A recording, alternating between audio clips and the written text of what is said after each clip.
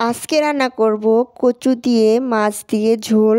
আর এই কচুটাকে কিন্তু আমরা ডাগুর বলে থাকি।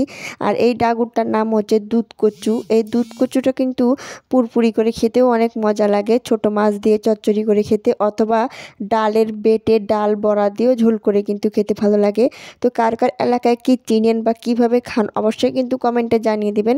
সো হ্যালো এভরিওয়ান, আসসালামু আলাইকুম। সবাই কেমন আছেন? আশা করি অনেক ভালো আছেন। আলহামদুলিল্লাহ, আমিও অনেক ভালো আছি। ইদানিং আপনারা আমার কমেন্টে অনেক বাজে বাজে কমেন্ট করতেছেন, অনেক খারাপ খারাপ কমেন্ট করতেছেন। কেন রে ভাইয়া আপুরা, আপনারা কি অন্য কারো ভিডিও দেখেন না? আর অন্য অন্য কেউ কি কোনো রান্না করে না? আমার রান্নাটাই আপনার কাছে এত বাজে লাগে? তো সবাই ভালো কমেন্ট করবেন। তো সবাই কিন্তু খারাপ কমেন্ট করে না, কেউ আছে ভালো কমেন্ট করে, কেউ আছে খারাপ কমেন্ট করে। আর এই পাতাটা দিয়ে আমি পাঙ্গাস মাছের ঠোঁটা, চাকা বা কান দিয়ে ভর্তা করব। এটা কিন্তু তেলাকুচার পাতা। এই পাতা কিন্তু ভর্তা খেতে অনেক মজা লাগে। কারা কারা খান অবশ্যই কমেন্টে জানাবেন। তো আপনারা এই কাজটা কখনো করবেন না, যে কোনো ভিডিওতে ভালো একটা গঠনমূলক কমেন্ট করবেন, আপনাদেরই ভালো হবে। আর খারাপ কমেন্ট করলে আপনাদের পেজটাই দেখবেন একদিন হারিয়ে যাবে।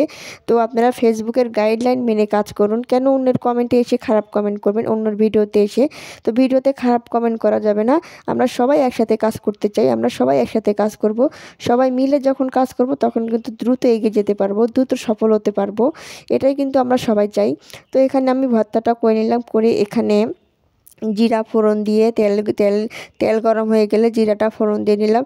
দিয়ে এখন আদা জিরা, তারপরে রসুন বাটা, পেঁয়াজ বাটা, সব কিছু বাটা মশলা দিয়ে এখন ঝালের গুঁড়া, হলুদ, লবণ দিয়ে সুন্দর করে কষিয়ে নিব। কষানো হয়ে গেলে এখন এই কচুটা সাথে আমি কিছু আলু অ্যাড করেছি, তো এটা সুন্দর করে কষিয়ে নিব।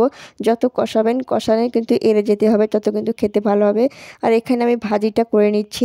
আর আজকে ডালও রান্না করব, তো তার জন্য ডালটা সুন্দর করে ধুয়ে নিচ্ছি। ডালটা কিন্তু যত সুন্দর ধুবেন তত কিন্তু খেতে অনেক মজা লাগবে। আর আমি তো মসুরের ডালটা খেতে অনেক পছন্দ করি, তারপরেও আমার অ্যালার্জি, খাওয়া বারণ, তারপরেও আমি খাই। আর খেসারির ডালটা খেতে কিন্তু অতটাও মজা লাগে না। তো এখানে ডালের জন্য আমি পেঁয়াজটা ধুয়ে নিচ্ছি। যত পেঁয়াজটা পরিষ্কার করে ধুবেন তত কিন্তু ভালো হবে। আর আমি কাটার আগে ধুয়ে নেওয়া লাগতো, ওটা আমি ভুলে গেছিলাম। আর এখানে ঝুরি করে নিচ্ছি তেলের দেওয়ার জন্যে। আর এই যে কিনা আমার মাছ ভর্তাটা রেডি। মাছ ভর্তা খেতে কিন্তু অনেক মজাই লাগছিল। আর এখানে কচুটাও এড়ে গেছে। আর এখানে পাঙ্গাস মাছ দিয়ে দিয়েছে, এটা হচ্ছে অভাজা মাছ। আর এখানে কষানো হয়ে গেলে ঝোলটা দিয়ে দিল। আর এখন দিবে ভাজা মাছটা।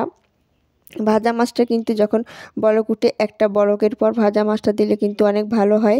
আর এখানেই আমি পাঙ্গাস মাছের পেটিটা ভাজি নাই, না ভেজেই দিচ্ছি। আর পেটিটা ভাজলে কি হয়, মাছের যেগুলো তেল থাকে সব বার হয়ে যায়। আর এখানে ডালের সাথে কিন্তু আলু ভর্তা ছাড়া চলেই না।